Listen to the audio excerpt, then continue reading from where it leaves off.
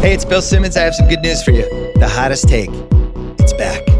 Oh, yeah. Monday through Thursday, 4 times a week, you hear from me, Chris Ryan, Sean Fennessy, Mallory Rubin, Wazny Lambre, Van Lathan, Julie Lippman, many other Ringer staffers. You get one take. You got to defend it to the death. Sports takes, pop culture takes, food takes, airplane takes. Oh, yeah. It's coming back. First episode drops August 29th. This episode is brought to you by Anytime Fitness. We may talk a whole lot about sports, but when it comes to keeping fit ourselves, there's definitely room for improvement. I hit this point early July. I was just like, I am not in good enough shape. I started trying to walk at least 15,000 steps a day or hiking or just anything to keep my legs moving. Now it's the end of 2023. I feel great. I had a physical 3 weeks ago, and the guy was like, you're doing great. You're doing better than you were 3 years ago. I felt great. Whatever your goals are, progress is possible thanks to Anytime Fitness. Get a personalized plan and support from an expert coach anytime, anywhere.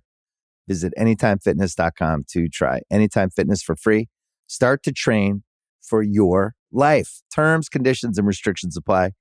See website for details. This episode is brought to you by Read, Write, Own, Building the Next Era of the Internet, a new book from entrepreneur and startup investor Chris Dixon. If you're listening to this podcast, you know what it's like to be part of a community of fans. You value the people who play, perform, and create for everyone. Well, what if there are more ways to support them, more ways to be a fan? And what if you had even more ways to connect with the teams, artists, and other creators that you love? Even though creators make the internet valuable, how much value do they get for their work? Well, that's mostly up to a few big tech companies. Shouldn't creators get more from the platforms they make successful? More value, but also more say, more control, more ownership?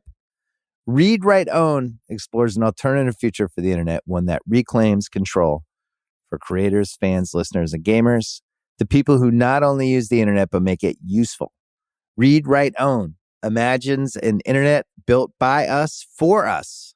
So order your copy of the book today or learn more at readwriteown.com.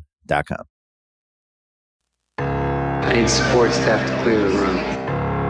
Stand up and walk now. Hello and welcome to The Watch. My name is Chris Ryan. I am an editor at TheRinger.com, and joining me on the other line, this podcast is just a means of getting the poison out. It's Andy Greenwald. I can't, usually when you say things that I feel like people won't get, I'm a little concerned because, you know, I'm all about audience outreach, building the brand. In this case, it's probably for the best. Let me tell you something. If you're listening to the Watch podcast in the year of our Lord 2022 and me quoting Rishi after a sexual dalliance in a bathroom stall is like over your head, I don't really know what to do. There's no cliff notes for this. That's fair. There's no Spark Notes. Yeah. Spark Notes? Is that what we're doing now? I don't do any of it, but that sounds right. You were never a cheater when it came to school, were you? Were you? Did you ever cliff note it? You're an English major. No. I was a creative writing major, dog. It's different. Can't cheat yourself, you know? When the fiction is flowing from you, you can't cheat that. That's just the natural river of story. I like it when you talk about your college experience like you were on a 100-foot wave. Like that was what it was like for you up at Emerson. And you were reading like 17th century epistolary novels. Yeah, and they've really come in handy. That's true. They've really come in handy. Greenwald, today we're going to talk about the season finale of Industry, which just aired if you're listening to us on a Monday night. Otherwise, hello, Tuesday. We're still talking about Industry. We're also going to talk a little bit about House of the Dragon, episode 5, and the first 2 episodes of the 4th season of Atlanta, which aired last week, and they're up on the Hulu streaming platform. It's great to see you. It's great to be here in Los Angeles talking to you.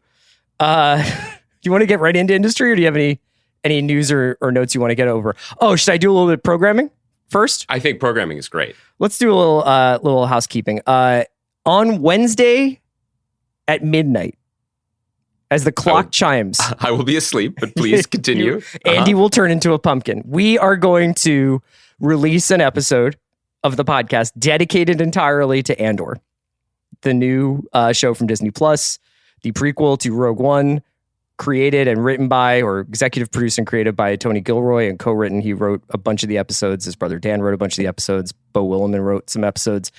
We think the show is amazing. We think it's just a fantastic piece of work. And we were so lucky to get Tony Gilroy to come on the pod and talk to us about it. So the episodes for Andor go up Wednesday at midnight. The podcast will be there for you, you know, and that is, I think, a hallmark of the kind of steadfast support we offer the world of pop culture. Is like when something happens, we have a pre-recorded podcast ready to go up at midnight. When we like it. Yeah.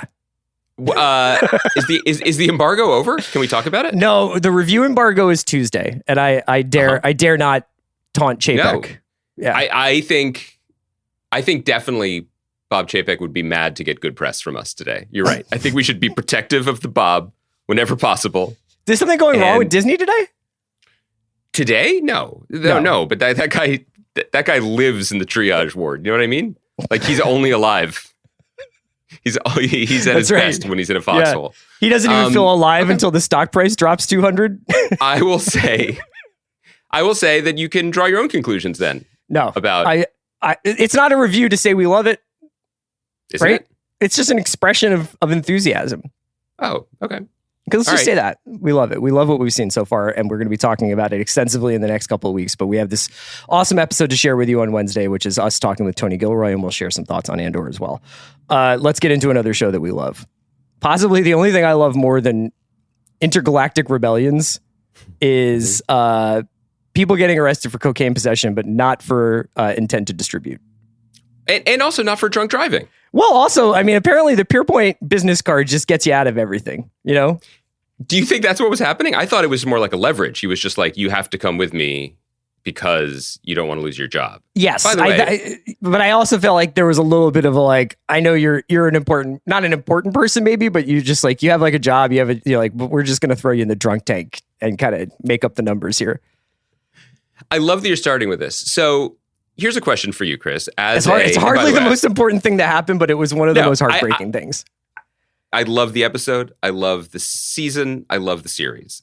And nothing Bob Chapek or his team of ferocious attack dogs attorneys could do to take that away from me. I just loud and proud. You know, I don't ride a lot of motorcycles, Chris. I don't really go in for the accompanying fashion, you know. But my one perception of the motorcycle kit, if you will, is a lot of clothing with a lot of pockets. Do you get what I mean? Like generally when you see people riding a hog, is that right? Yeah. They got leather jacket with pockets. They got straps and pouches. They got like cargo things. They've got under the seat. What I'm saying is there are options for Rob. Sure.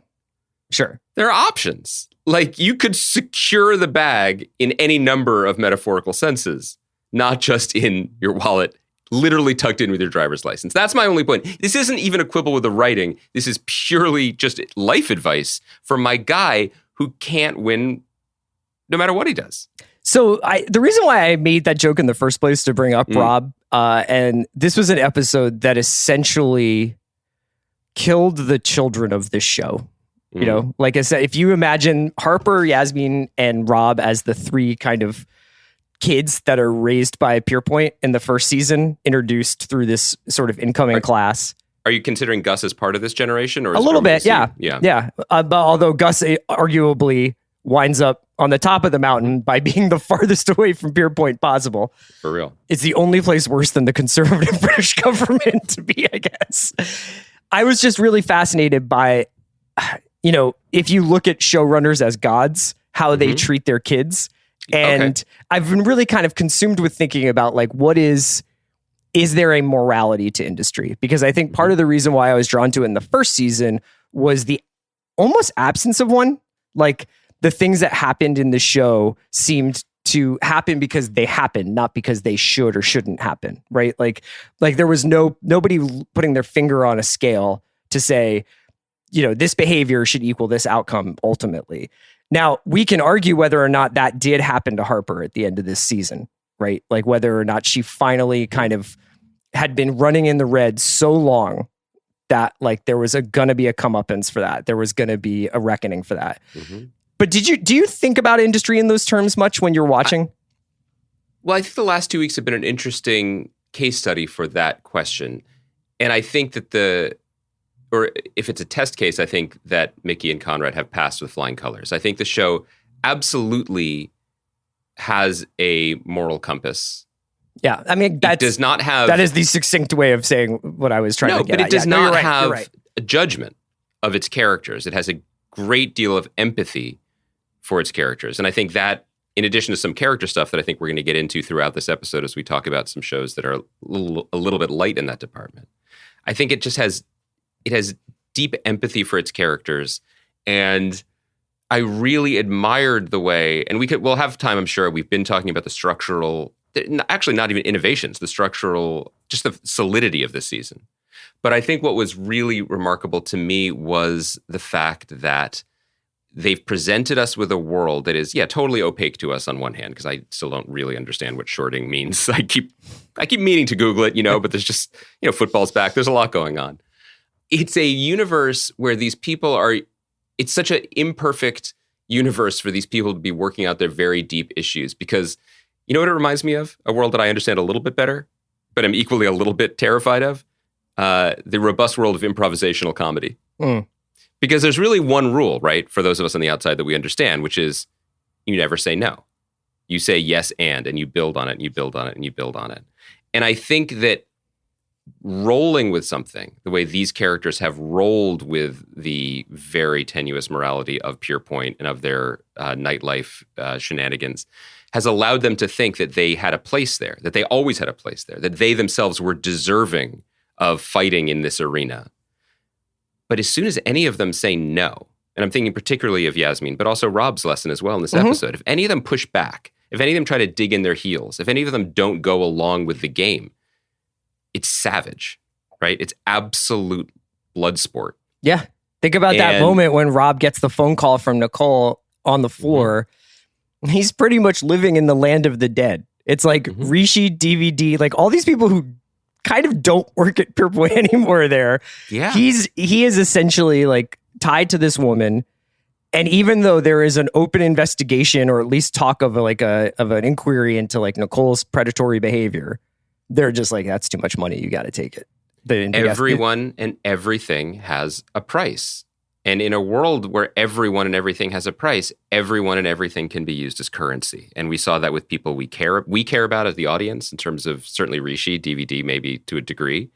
And then we saw that ultimately when Eric spends his Harper card. So what's Eric's price then? Well, I think we should separate that out, because I think that the broader strokes of this season, and since we're on the finale, it's probably worth going a little bit macro. This is an incredibly successful TV show, and I am deeply annoyed that there hasn't been a press release yet announcing renewal for season 3. I have no inside information. We haven't talked to Mickey and Conrad about it. I would be shocked if it's not renewed. But this is the sort of show that when it makes a leap like this, you should be out on Front Street after episode 6 being like, hey, guess what? Get the fuck on board now. Right. Because this is a show built to last. And I think that the structural changes that we've observed, we've noted, we've talked about in terms of like studying Mad Men or studying, more established TV shows, or just, bringing everyone into Tiny Town a little bit more with their personal and professional obligations overlapping. It was a dramatic reset from the kind of freeform jazz of the first season, but it is so successful for laying a foundation that allows you to move forward, right? I mean, because we loved the first season, but I think we also aesthetically would have been like, well, we still love it as a one and done. Now it's on a different runway, and it's a different type of ship, ready to go. So I just was so impressed by that it expanded the world in terms of what, into politics, into medicine, into a sense that everything at a certain level is like this. I mean, what does the minister say to Gus, where she's just like, it's basically, she's like, we have teeth and no power. And someone like Jesse Bloom has teeth and actual power. Right. Or like, we're noisy, but we don't actually have power the way he has power. That like, this is everything up in that sort of rarefied air. But that ultimately, our takeaway from this season is these 4 characters, plus, the other ones that we love and care about along the way. But like, I understand what this show is about, and I understand deeply who this show is about. And both are equally important. And I just think I just want to like sit back and applaud that. That's really hard to do. And it's particularly hard to do in an era when it's not necessarily what TV's trying to do on its first punch or its first pass. I agree with you that I think that the show is successful especially in the traditional, like what HBO considers success, you know, in terms of its word of mouth, in terms of its buzziness, in terms of people obviously, you know, getting excited. I have a very like specific Twitter feed, I'm sure, but like it does seem like on Monday nights, like it's pretty abuzz with like conversation about the show and instant memes and stuff like that. And I'm sure that stuff really matters. You know, I wonder, here's the thing I admire about it is that last night when I watched it, you and I were texting about the meanings of certain moments or like why certain characters did certain things. And it was in no way vague. It was more just like, hey, did you notice this quick second where they cut to Eric and he looks at Harper? Because I was basically trying to unpack two things. One, when Eric made his decision to cut Harper out. And two, whether or not like the Jesse play that happens with Rykan and Fast Aid was essentially a season-long con of Harper or not. Right. And the show is a miracle because I don't have definitive answers until I read a very good financial explainer or Mickey and Conrad tell us. But it doesn't matter because the drama of the show actually supersedes the technical jargon. And, you know, do you understand? Like the macro overtakes the micro in that moment. Yeah. I mean, the Jesse character has been fascinating to watch because, and maybe he's the best way into talking about the season as a whole because he really was the 100-foot wave. Yeah. When we met him in the beginning part of the season, the first episode, first of all, casting Jay Duplass, who I saw driving a Toyota, like a big ass Toyota in Pasadena this weekend. And I was just like, God bless you, Jesse Bloom, man of the people. Jay Duplass driving a gas guzzler? Listen, I'm not trying to auto shame anybody. I just meant he was driving a suburban. But you know vehicle. what though? Respect, because I do too. I drive a gas car. You know, it may have been a hybrid. I feel I'm like to thank me and Dark Brandon are the reason why the prices at the pump are coming down. Oh, has there been a gas price issue this summer? I wouldn't know. I wouldn't know. Let me just unplug. How's your car doing? No complaints. You know me, never complain about cars in public. When we met him, played by Jay Duplass, which is just kind of a brilliant casting. I'll use I statements. I don't know if everyone feels this way about Jay Duplass as a person or an actor, performer, whatever. I like him.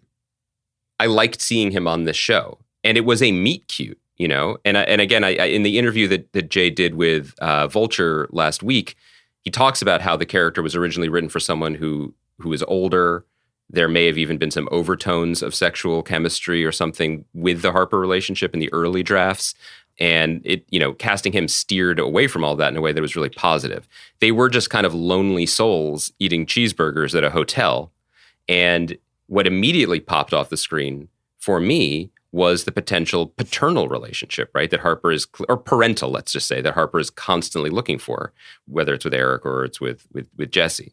So I loved the kind of subterfuge of being like, well, we kind of like this guy. And not only do we like this guy, we want this connection for Harper because we want Harper to succeed, even though she is very often a total monster. Right. The slow revelation that, by the way, was never hidden. It was just the way the characters were presented with us, playing with our own natural desire to see narrative go a certain way. The revelation that he is just a purely like Manichaean creature, like that has no moral compass that we're speaking to. He just takes what's there. And he seems to have no qualms about it whatsoever, right? Like, is he a disruptive force? Is he a neutral force? Is he like the 8th level of hell beast? I that's not what the show is saying. But that presence rampaging through the season, wreaking havoc with characters who are essentially still formable. And I think, not formidable, but like still malleable. And I think that's what was so interesting, was the emergence of Eric, a character who was so crucial to the first season, a character who we said on this podcast, where does he go after what happens in the 2nd or 3rd episode of season 2? The emergence of Eric as not necessarily a counterweight, because he's a crazy bastard too, but all that talk in the last 2 episodes about him being like, I'm just an old crank. Yeah. This is about youth. This is about the future. I'm along for the ride. Yeah. And that excruciating scene that can absolutely be read in a multitude of ways, where he says, I'm doing this for you, Harper. Where he says, I took care of it for you. Where they have the closest thing to an embrace they've ever had. And we think, well, is he helping her? because he's making sure that the Jesse Bloom thing is going to be washed away or be out in public or be open so she doesn't go to jail? Or is he calling her to, or is he going back to the original sin as it was revealed with the college thing? I don't know. All this is to say, you can view that last scene as a moral counterweight to the corruption of Harper by Jesse, or you can read the final scene as Eric learning the language of the youth. Like, this is basically him joining TikTok at the end, being like, oh, you just dunk on everyone until you win, and that's how you win. It could be read both ways, and I love that. I think in both ways, the Jesse and the Eric character are both conversing with Harper's narcissism. Yeah. I think that Jesse is playing her by basically flattering her sense of importance, by flattering this idea that she is a once in a generation market setting genius who sees things that no one else can see and does things no one else is willing to do. And I think that one of the things that was sort of hovering over this season is, would someone like Jesse realistically be throwing away millions and millions of dollars just for the thrill of hanging out with a young person? Right? Like, presumably there are more cost-effective ways to get that charge. And this idea that he is vicariously living through Harper at this incredibly volatile moment in her burgeoning career, and that it reminds him of why he got into this in the first place. While a lovely scene, I was like, is it though? Is that it? And so what you kind of, I think, are led to believe is that maybe there was some of that. Maybe there was some connection. But ultimately what he needed was this outside force who was so reckless and willing to ask Gus. I mean, Jesse also had Gus within his reach as well. So it's not like these things are completely beyond him. But like, I think ultimately what he wanted was for Harper to go beyond where he would be able to go, bring him back whatever information she could or needed, and then do this sort of like, I am at once long and short on something, so that basically one thing is paying the other. Well, also Jesse is the wealthiest character on a show full of rich people, not because of the amount of money in his bank account, but because nothing actually seems to matter to him at all. You can't pull his card because it doesn't matter. He's absolutely unflappable, right? Like, he never seems to stress. He goes on live television and starts looking to manipulate at his phone. Markets. It starts texting and says, I'm texting my kid. We're very close. My kid. Yeah. I mean, it is savage to a degree that is unimaginable. And everyone else that we're talking about, they all have a price.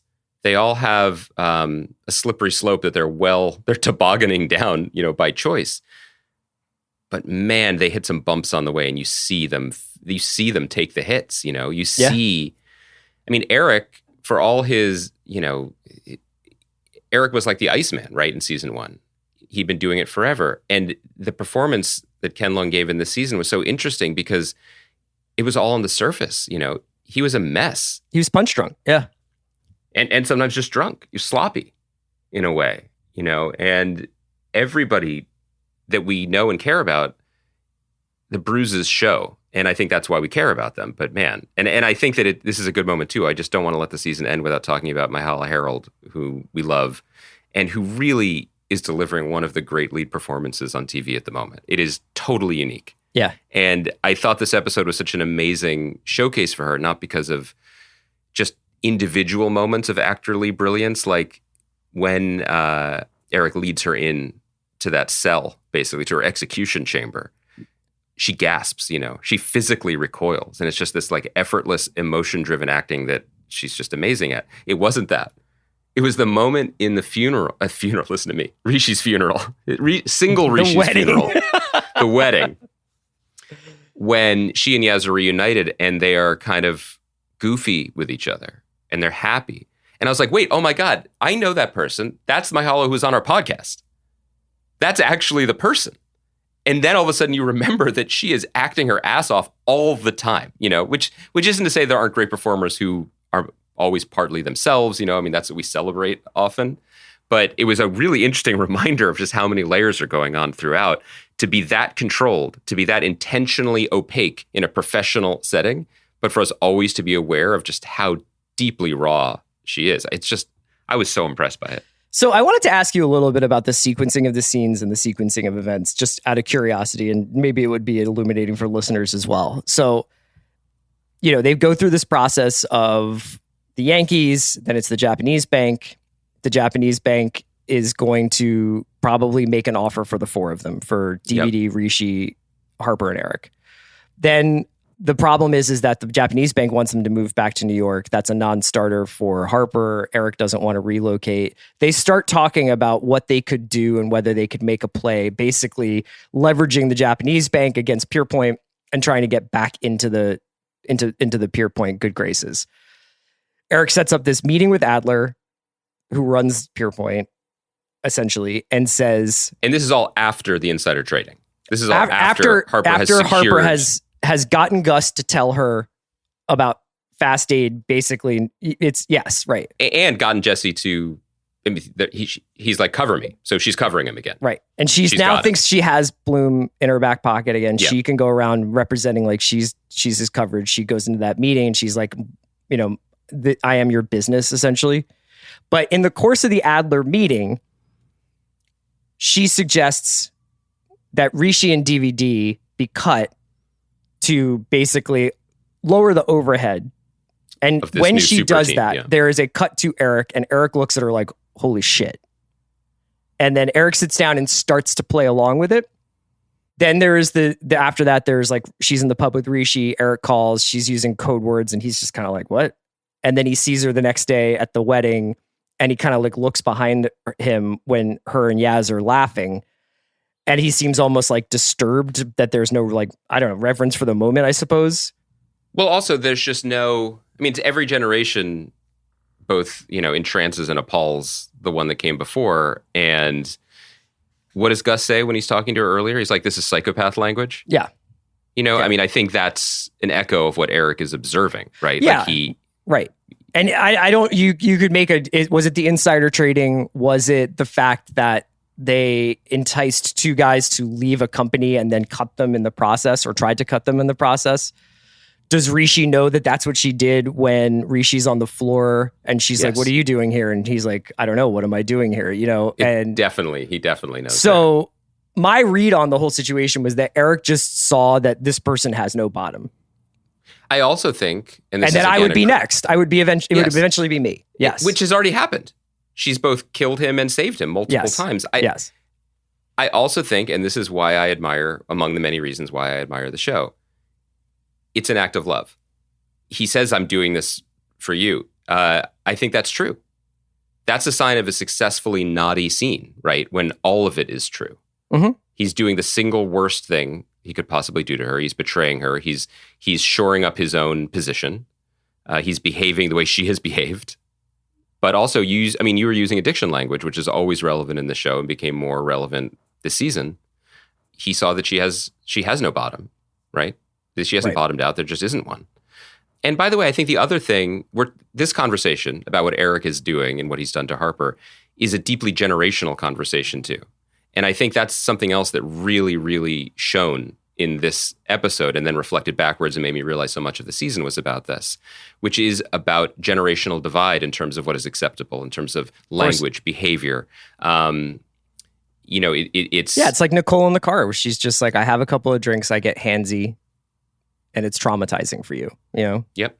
And yet they are able to, so she feels free enough, and that's a loaded word, to be handsy with him.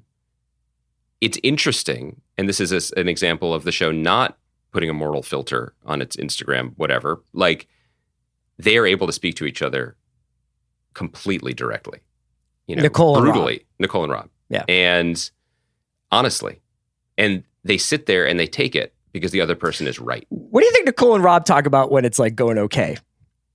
You mean like in the good times? Like when he's not like, you're my mom, and she's like, you're a sullen piece of shit. Like, and then they're like, do you want to watch Liverpool? Like, what do you think? They talk about Prestige TV. That's right. It's what everybody talks about when fallow period conversation. God, the Bear is good, right? Yeah. If you check this out, like, oh, what are you watching now? Oh, okay. Heard Res Dogs really picks up in the second season.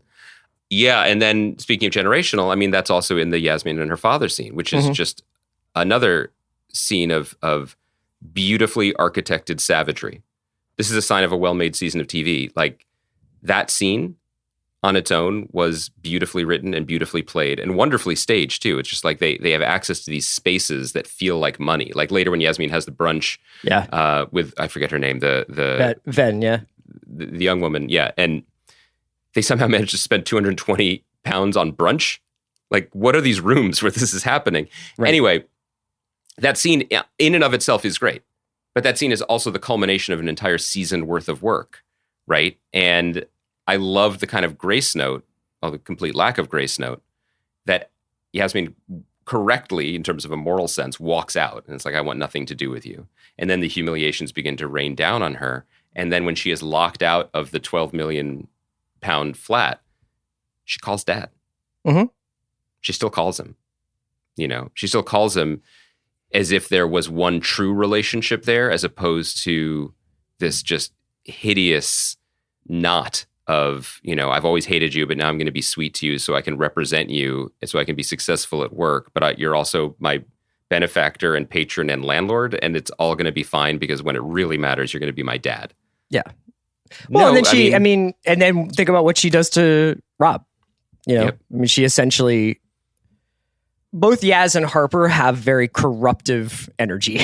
Like, I think that watching Yaz and Rob and then parallel and mirroring that with Gus and Harper was really interesting. And watching like them kind of push past boundaries of the way that we sort of say, like, you're a friend, so friends don't do X to one another, and then you can sort of, it's really what Harper says about compartmentalizing when she's in the bathroom with Rishi, and she's just like, yeah, you just compartmentalize. Well, you can compartmentalize all you want until you then run out of any space that's you. Also, and all it is these compartments. Yes, and also compartmentalizing, in a way, is reducing everything to a transaction. There is a simplicity to it. And that's another thing that I think Conrad and Mickey understand very deeply, which is like, there is a clarity when these people are on the trading floor. And you hear athletes talk about things in a similar way. Like, life is messy, but when I'm on the court or I'm on the field, I know what I'm supposed to do. And then they're just absolute shit shows. Yeah, they have a starting gun and they have a closing whistle, just like a game. Yeah, yeah. I also really like, just in terms of the way that those guys approach the writing, it's just a truism of observed and experienced life, that people can be high functioning, they can be smart, they can pay attention, they can do the work, but they can rarely enact and take their own advice. They can give it, and there are moments in this whole season when the big four, if we're going to call them that, are correct in their dealings with others, up until the point where he goes to get her a bag. Like, Rob treats Yasmin pretty appropriately and kindly with some boundaries and respect. The way Gus is to Harper is, kind of clarifying, right? But then he goes and does all sorts of sideways shit. Like, I like that there's room in this universe for that. There absolutely is no one is all the way right. No one is crusading. People are messy. And like, I think that's another aspect of the show that is maybe not celebrated enough. And maybe it's because it's a show that is show run and created by two dudes. But like you were talking about, like you just said, like Yasmin and Harper are corrosive. I mean, I don't know of another contemporary TV drama that is led by two, I'm sorry to use this phrase, like problematic women like this, right? Mm-hmm.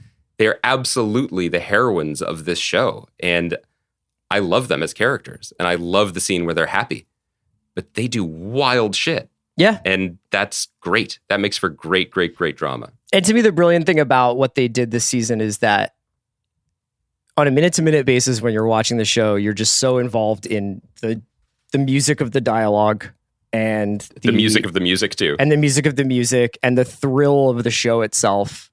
But it is such a deep text, and you can just pull so much out of it. And you can, it really, like, I was just sitting there being like, this idea that Harper, the thing that's the non-starter, the thing that's the deal breaker for Harper is to be a rich New Yorker. Think about, I thought that was always the goal. Fucking broken she must be if really her happy place is living in a hotel room that's being paid for by Eric, you know? Like, wasn't that incredible when she was like, my life is here. I've built a life here. Excuse me. Yeah, there's no person there. There's no person there. Right. And she's like, I don't know whether or not you want to connect, like the lack, her resistance to going back to New York is rooted in the complete dissolving of her family and what happens to her in Berlin. But this idea that she's just like, no, London's great. Like, I'm really like, I'm doing great here. It's like you're day drinking with three guys you don't like. I've got an Oyster card. Like, you know, there's a great exhibit coming. All of your sexual experiences are essentially like bankrupt. You do a lot of drugs for what it's worth, although you don't maybe have the same problem Yasmin has. And then like, you're just like, oh, but I can't move back to New York. I mean, that would just be that would just upset the apple cart. And you know what? It hit me really hard because I think when you are struggling with addictive tendencies or you're struggling with addictive behavior, the moment that you're in it actually does feel like paradise, and you will do anything to keep that going. You know, you'll do anything to keep the walls up, and the walls could be like, these walls are on fire, and you're like, no, but they're walls, you know, and they're warm. Yeah. So the idea that like throughout the episode, and then to have them meet at that wedding, which is, you know, pretty like profane in a lot of ways for the two of them to be like, we're not poison, are we? You know, like, it's like, yeah, right. Haha. And that being the moment of recognition where Eric is like, I can't do this with her. I don't think I can do this with her. I think that's when he decides. So let's talk about it pivoting forward. I mean, the show, speaking of things that they did that are just proven winners, is they ended on a shock and they rattled it all up. And so they also drove it off a cliff. Like, yeah. I mean, that's the perfect way. But it's also, it's that great TV thing. You know, we talk about it often in terms of like changing everything, but keeping the status quo. And how do you do that push pull? Consolidating the desks, the CPS and FX or whatever the initials are, is great. Because now look they're all together now. So Kenny is there next to Rishi, and what's her name, whose name I always forget, is there making jokes. And like, okay, we got our bullpen crew, and that's going to be a strong, strong base for next season. Eric's back on the floor, which didn't seem possible. But wait, Harper's out? I think the next season should be Harper and Yaz living in upstate New York as Harper completes her undergrad at SUNY Purchase or wherever. I think she should transfer to like Sarah Lawrence or Bard. Yeah. You know, just get really, then that way the improvisational comedy part could come into it. Because you could major in that. You can get a PhD in it, I think. No, it's just, look, it's interesting. I feel like we kind of often do this caveat because we love Mickey and Conrad. We love talking to them. This show has our number regardless because, you know, it's kids in London, but directed by Michael Mann. Like this is our vibe and we love it aesthetically. But I really do just want to champion it this season for what it did in terms of reminding us what season to season ongoing dramas can and should be. Like they went back to the textbooks, you know, but they didn't make it musty. They didn't drag it down with history. They just studied it, you know. Shout out to SUNY Purchase. They just studied. And I can't wait for there to be more. I can't wait to talk to those guys again. And if you'll allow it, Chris. Are you going to is this the segue? I'm going to pivot. Can I pivot? I love it. This episode is brought to you by Mint Mobile. New Year's resolutions are fun the first couple of weeks. Then you kind of maybe conveniently forget about them halfway through January. No shame. It happens to us all. But this year I have a foolproof plan, at least when it comes to saving money. Just switch to Mint Mobile and you're done. Goal accomplished, because for a limited time, their wireless plans are $15 a month when you buy a 3-month plan. The great thing about Mint Mobile is there's no jaw-dropping monthly bills or unexpected overages, and all plans come with unlimited talk and text. Get this new customer offer today at mintmobile.com/watch. Additional taxes, fees, and restrictions apply. See Mint Mobile for details. This episode is brought to you by State Farm. You might say all kinds of stuff when things go wrong, but these are the words you really need to remember. Like a good neighbor, State Farm is there. They've got options to fit your unique insurance needs, meaning you can talk to your agent to choose the coverage you need. Have coverage options to protect the things you value most. File a claim right on the State Farm mobile app and even reach a real person when you need to talk to someone. Like a good neighbor, State Farm is there. It's hard not to add a side of hot, crispy hash browns to your favorite McDonald's breakfast. It's even harder not to eat said hash browns before you get home. Ba-da-ba-ba-ba. I've got kids, and that means it's always about them. But I need support too. That's where Ollie comes in. With their delightful, hardworking gummies, my partner and I can actually get a good night's sleep, so we'll both stand a chance of managing our stress responses. Even when the kids are doing parkour in the living room. Discover Ollie vitamins and supplements. These statements have not been evaluated by the Food and Drug Administration. This product is not intended to diagnose, treat, cure, or prevent any disease.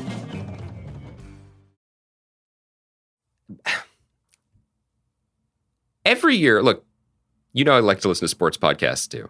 And this is a sports and pop culture website, right? You like to listen to 2 sports podcasts, yeah. Yeah, out of the 4 that I listen to. So that's 50% of my podcasts are sports. There's always the person who's going to come in and be hired as the manager or the coach who's like going to break the sport. You know what I mean? Like who knows more than the previous 70 or 100 or whatever, however many years, with the schemes or the shifts. Or the data. And more often than not, they get fucking humbled in a hurry, right? Because you still kind of have to know the fundamentals to do it. And I was just really thinking about that over the weekend. Not just because industry really demonstrated how to do it well, but because we had 2 other shows that seem to either have forgotten some of the lessons or just to be, and I respect it, honestly, just not interested. In House of the Dragon and in Atlanta. Now, we're not going to group them together. They couldn't be more different.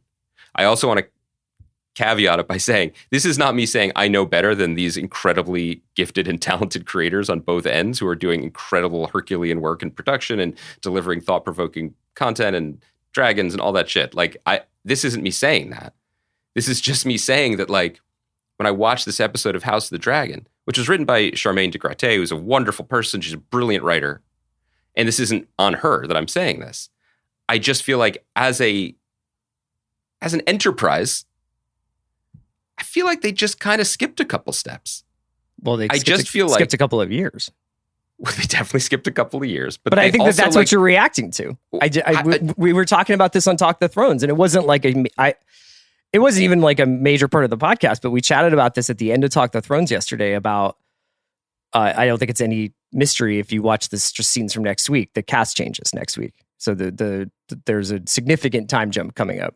But a lot of the things that have happened over these 5 episodes, I think would have hit harder and made a lot more sense if they had actually like spent time investing in the moments. Yes. So, but the funny thing is that there's a part of me that wants this show to get moving and for shit to happen on it. Well, look, this show, was that the 5th episode? Mm-hmm.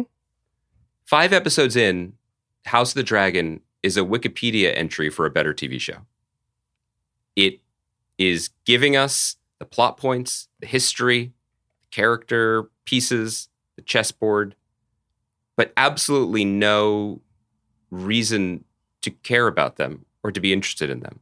We are going through the motions. The most generous version of this criticism, I would say, is that it reminds me of a show that you and I both liked, which was the first season of Narcos. The first season of Narcos was Boyd Holbrook being like, and then cocaine was invented, and this man sure had a lot of it. Well, we Yankees did our best to stop him. And we're like, hey, seems like an exciting time. Cocaine, speedboats. Okay, I'm watching it.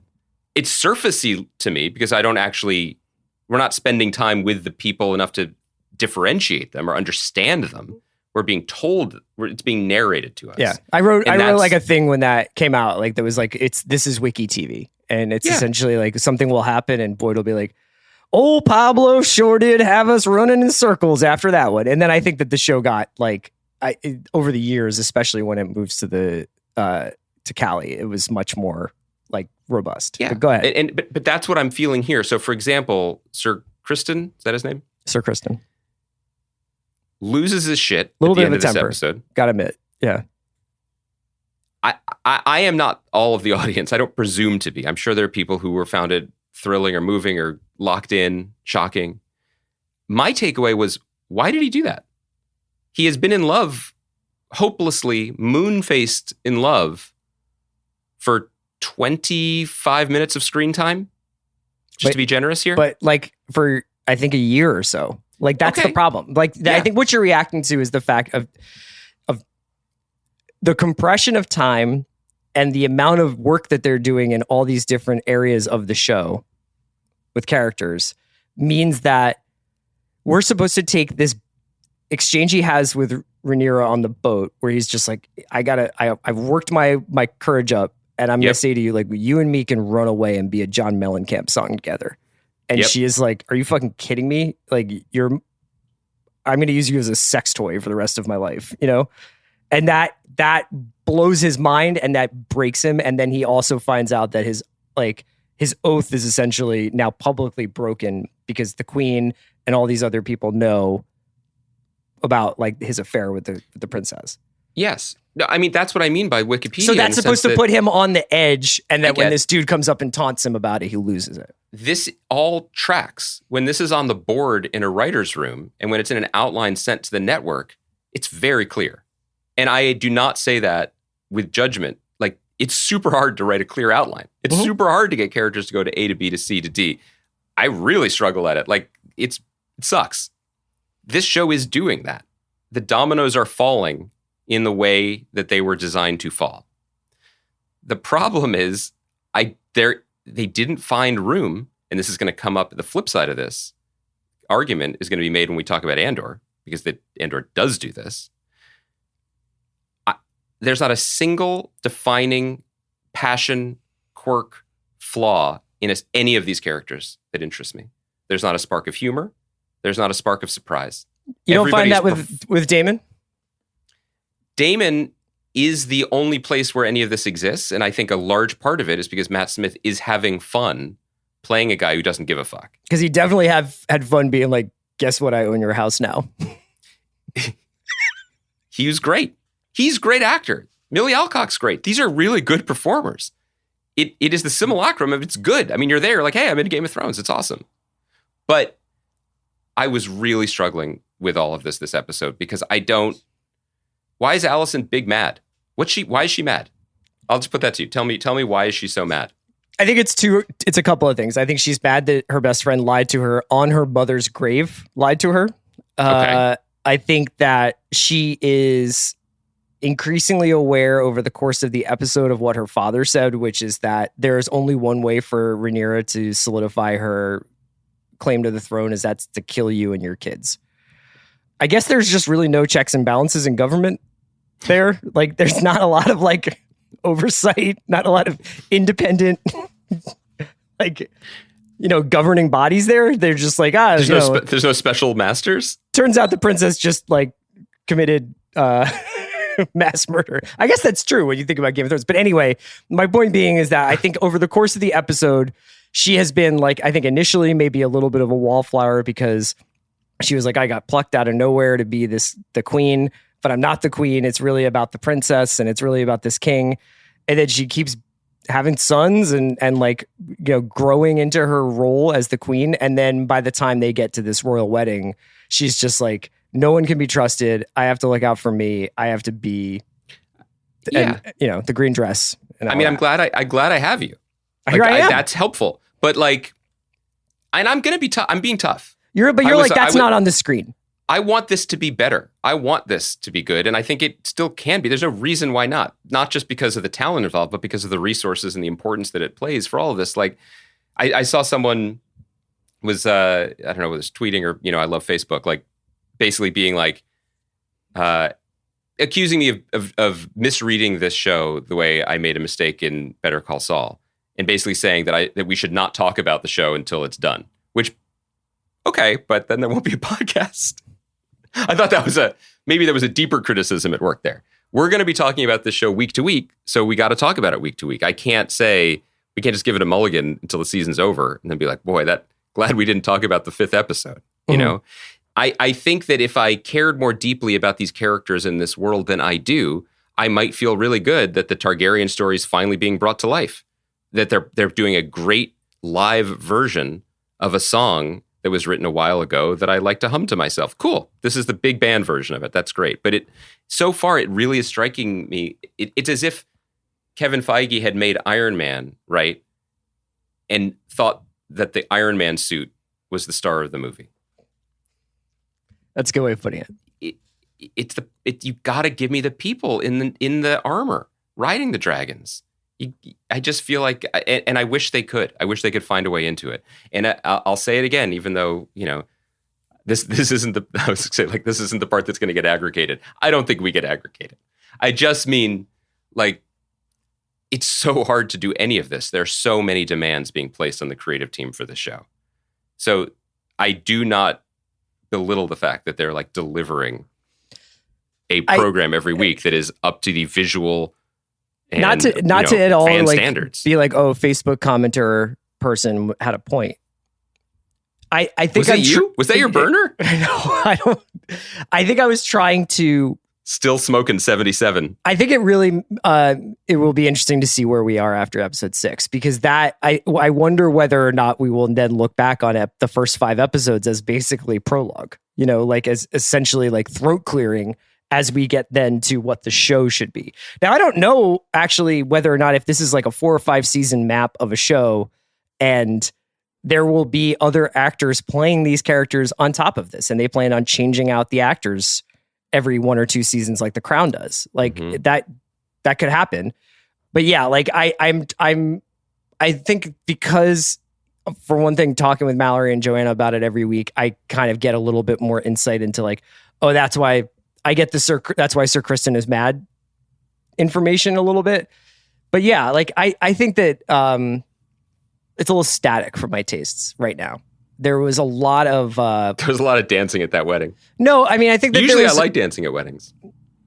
People were on the move in Game of Thrones.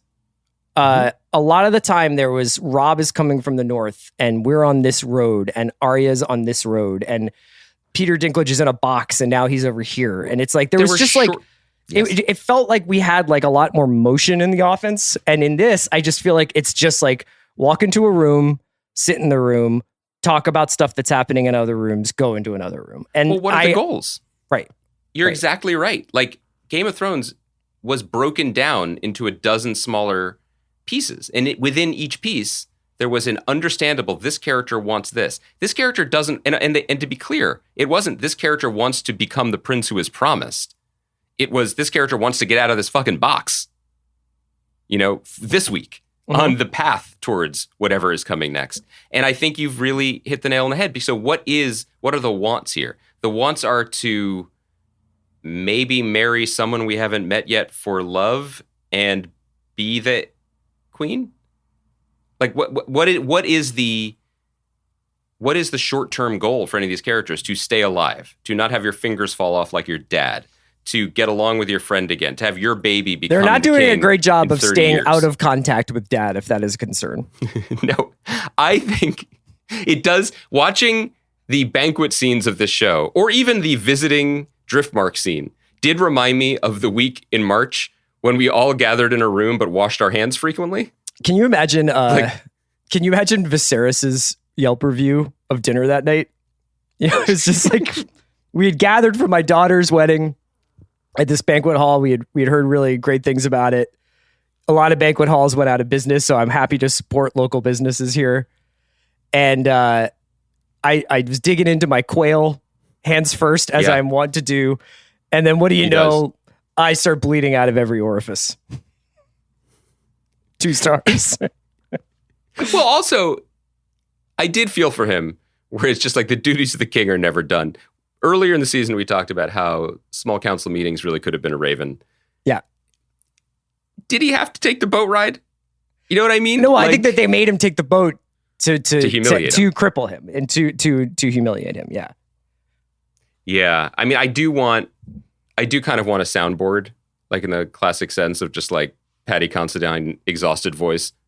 Rhaenyra. Well, you remember just in Ferris Bueller when he's got like the I'm sick keyboard sounds? Uh-huh. Oh yeah, the whole Viserys soundboard would be good. Yeah.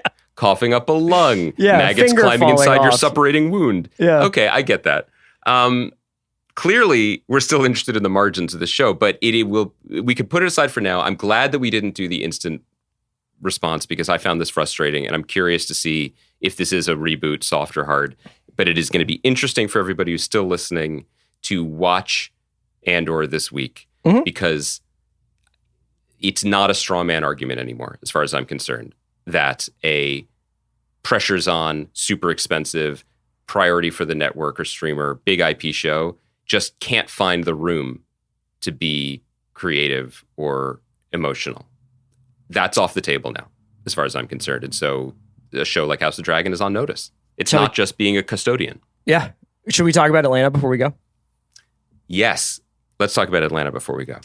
So I think that I had said, we were talking about season 3 pretty consistently, and then I think we started to lose our way with it. And I believe I had said, actually, in the spirit of your favorite Facebook commenter, that I was going to kind of reserve judgment until the end of that season, which I did, but didn't actually ever share the judgment. And that was that the season didn't quite work for me. And maybe that was sort of the point. I think it was a somewhat confrontational piece of art, and I think it was supposed to make you feel uncomfortable. I don't think it was supposed to entertain in a sort of classical television way. But I was kind of fascinated watching these 2 episodes because it felt almost like a different show. Not to the 3rd season, which it obviously is, and it's back in Atlanta, and I think it's dealing with, somewhat more everyday issues, but that it had scraped off the surrealism and the almost fable-like quality of the 3rd season and infused it back into what we might think of as a traditional Atlanta episode. And to me, it worked. To me, it did. I think that, is there part of me that is like, and we talked a lot about this with industry, where it's like, oh, there's the big story, and then there's the subtext. There's like, what is this season about? And there's like, what is any given episode about?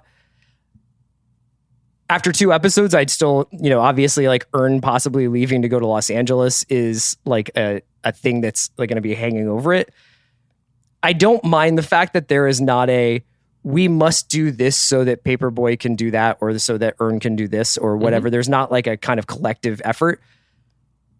But what has come out the other side after the first 2, obviously like almost universally praised seasons of the show, the 3rd one that was like, I think, a remarkable experiment that I didn't always work for me. And now we're here in the 4th one, and now this show is sort of like a combination of all of it. It's kind of amazing to watch. Even if it doesn't always hit me in the gut the way the first 2 seasons did. Yeah, and I wonder, this might not make sense to people who skipped ahead, but sometimes I wonder when I'm watching the show, am I Eric watching Harper, or am I an older person at Pier Point watching the new generation? Because I deeply respect the Glover brothers and Hero, Stephanie Robinson, the whole writing staff, both as just creative geniuses and also as people who have always trusted their own instincts and never conformed to anybody's idea of what the show could or should be, or even what a show is. We should celebrate that. And so my skepticism or remove or reserve, I don't want it to be lumped in. I don't want that to be the takeaway. I think what I'm struggling with this show is kind of like, we're so far away from some of the really well-observed still life-like paintings of the first season, second season, and we're so deeply just abstract now that I just feel untethered from any recognizable character or reality or behavior. When I say that, I don't mean I'm thrown by a dead rapper's scavenger hunt that also leads to a funeral home where there's a closet door that connects to a labyrinth mall somewhere in Atlanta. That's great. Always give me that. What I'm saying is, Ern and Van are walking around, and I don't remember who they are anymore. I don't know who they are. I don't know where they are in their life or what they want. And so I watch it a little bit coldly.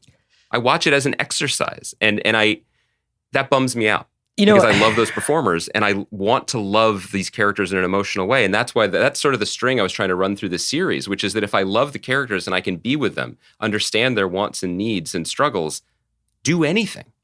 take them anywhere and I'm going to go along for the ride. When I'm feeling so distant from them, feeling like they don't care about giving me that, which is their right. But if they don't care, I find it hard to care too. Do you think that it's a little bit of judging the show based on what it was versus what it is? Because I know I disparaged my own English major credentials earlier, but to me, it's like if the first 2 seasons were Raymond Carver collections, these last 2 seasons have been Donald Barthelme collections. And nice. No spark note for that. You're essentially like changing the way that you have to rewire how your brain works when you're watching the show. You're not going to get, even though, I mean, the weird thing is that in the second episode of this season, Ern is in therapy and goes through like probably more deeply into his biography than we have gotten in the whole 4 seasons. And I want to talk about that. I love that what you just said, and I completely agree with you. I also think that, especially, this will be easier in hindsight, but this is such a deeply modern and contemporary show on all sides of the camera and all sides of the experience and the business of it. So the show that FX wanted from Donald Glover versus the cultural phenomenon that it became versus the everyone involved in this show has an absolutely meteoric ascendant career. And so we're going to get back together and bang out 2 seasons where we're going to do all the stuff that we want within this pre-existing machine because we don't want to do the old thing anymore. And certainly we've earned the right to, you don't make us, and then we're going to go do other things. It's not, you're right that it shouldn't be looked at as a traditional TV show. It's a vehicle for these geniuses, honestly, to get together and riff on stuff. That is what it is. And I am definitely being stodgy and conservative in my thinking about it. But I also want to be honest for the purposes of the podcast to say that, like, the second episode, which I liked more than the first episode, my honest first takeaway from it was, boy, it would have been nice to see some of this instead of having Ern tell us about it. I respect the structure, and also that I do feel like, unlike most people who work in TV, they challenge themselves. Mm-hmm. So to get us through an episode where there's not an A and a B story, there's 2 A stories, and one of the A stories makes absolutely no fucking sense until the last 3 minutes of the episode, that is ballsy as fuck. Yeah. That's crazy. And then it all starts to make more sense, and there is surreality in Atlanta, but this is also not that. This is not some of the more out there stuff that was in the 3rd season. But as good of an actor as Donald Glover is, he's in a therapist's office with someone I've never seen before, carrying on a relationship and talking about, over time, like time is advancing in this episode. Yeah. I don't know what he's doing, where he's going. I don't know. So I just felt untethered, and I wanted to see some of this. Like, again, I don't know if they wanted to act it. The show deals with aspects of Black life in America and trauma that it's not for me to sit here and police and be like, maybe even a poor choice of word there, to be like, I want to see that on camera. Right. But like the airport thing that he talks about, it's fucking horrific, right? And it was different. It just is different to have it be told to us. Maybe that is the goal, and maybe me having this reaction is noteworthy in and of itself. But I just felt like there was a lot of emotional storytelling that was taken off of the screen in order to give the sort of larger structural innovation room to exist.